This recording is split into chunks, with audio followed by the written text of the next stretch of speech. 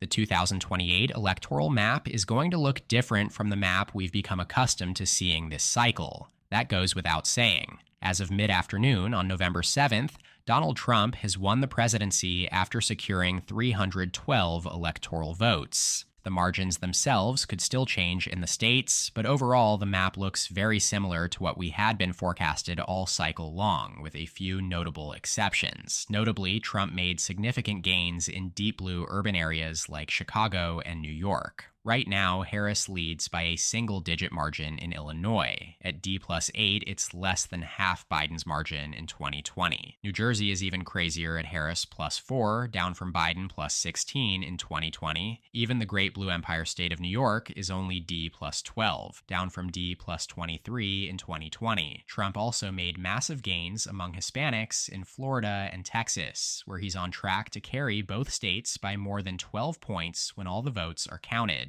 Otherwise, the core battlegrounds all ended up being very close, as expected. They were each effectively toss-ups, and whether or not someone had them slightly tilting in one direction or the other, nobody who is paying close attention to the race is shocked that Trump managed to sweep all 7. Personally, for the second straight cycle, my final electoral map prediction correctly picked the winner in 49 of 50 states. Back in 2020, I missed Georgia, and this time my lone miss was Michigan.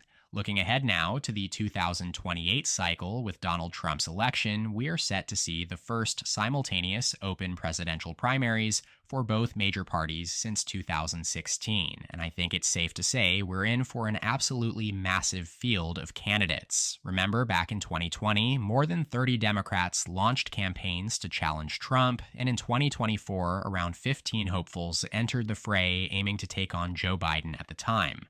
Potential 2028 Democratic candidates include Transportation Secretary Pete Buttigieg, Governors Gavin Newsom, Gretchen Whitmer, and Josh Shapiro, and a whole lot more.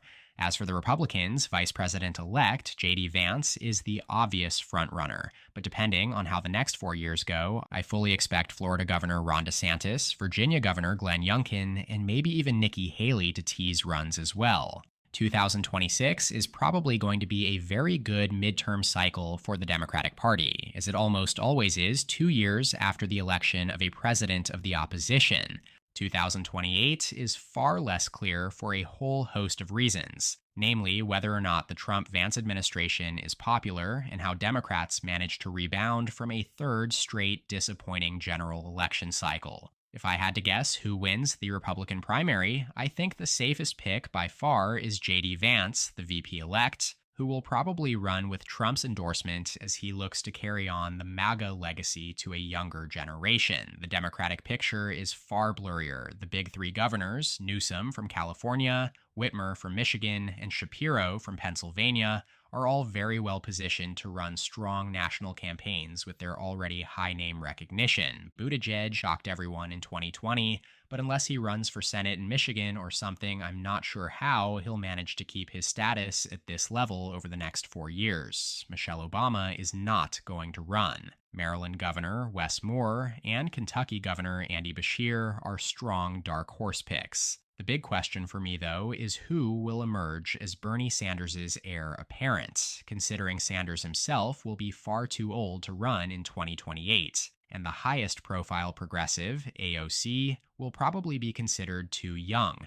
Right now, I'd probably place a bet on Josh Shapiro or Gretchen Whitmer, while Newsom is a strong debater and will certainly run with a whole lot of fundraising behind him. I'm skeptical his candidacy as a California liberal with baggage will hold up all the way through the calendar. While I can't say with any confidence what Democratic voters will prioritize come January of 2028, in terms of electability, Whitmer and Shapiro are as good as it gets for the party, as they've both proven themselves as winners in competitive battlegrounds.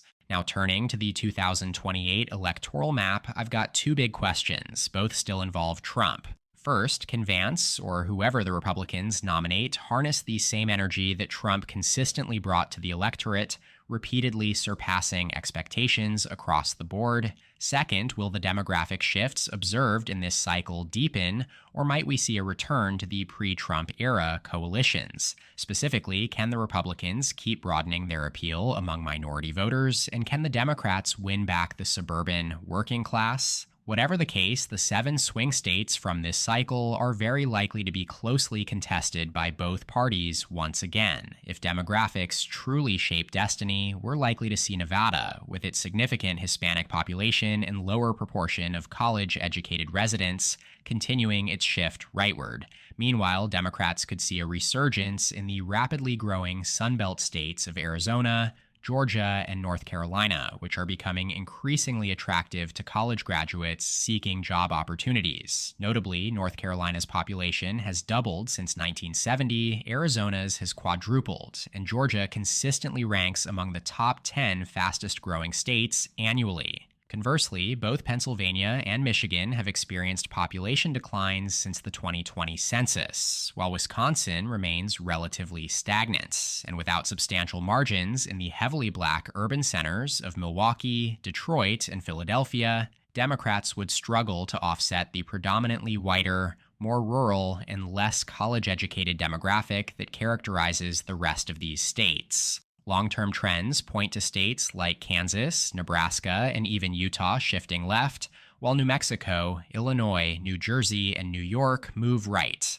But in just 4 years, it's hard to imagine any one of them actually flipping. New Mexico is the closest, and the underlying trends are there. It's the most Hispanic state in the nation, and with Nevada going red, it now ranks as the least college-educated blue state in the country. On the point of Nevada, a fascinating tidbit about American presidential elections is that in every single cycle where the White House shifted party hands, the incoming president won a state that their party had not secured during the previous transition of power. For example, remember that back in 2016, Trump captured Arizona, Georgia, North Carolina, Pennsylvania, Michigan, and Wisconsin, yet Nevada eluded him. He won Nevada here in 2024. Likewise, in 2020, Joe Biden managed to flip Arizona and Georgia, 2 states Barack Obama hadn't won in 2008. In 2016, Trump turned the core Rust Belt trio, previously lost by Bush, against Gore in the 2000 election, in his favor.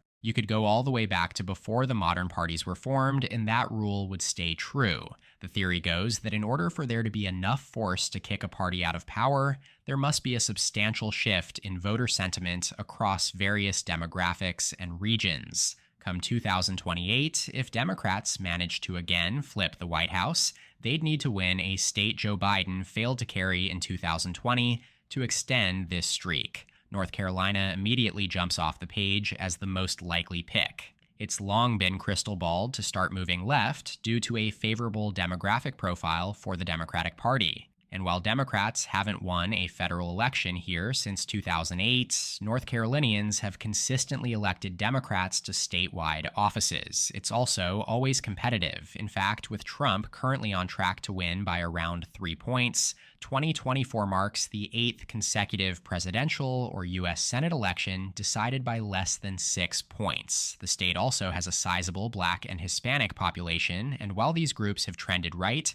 they continue to vote more strongly for Democrats than other racial groups. North Carolina also has one of the higher female-to-male ratios in the nation, also benefiting Democrats as the gender gap grows. Beyond North Carolina, prior to last night's results, I would have named Texas, but Trump seems on pace to carry it by around 12 points, an absolutely absurd margin driven by a massive rightward shift among Hispanic men. So really, North Carolina is the only realistic possibility there. I think that just about does it for my first thoughts on the 2028 electoral map. Obviously, it's a long way away, but with open primaries on both sides, it'll come a whole lot sooner than you'd probably like it to.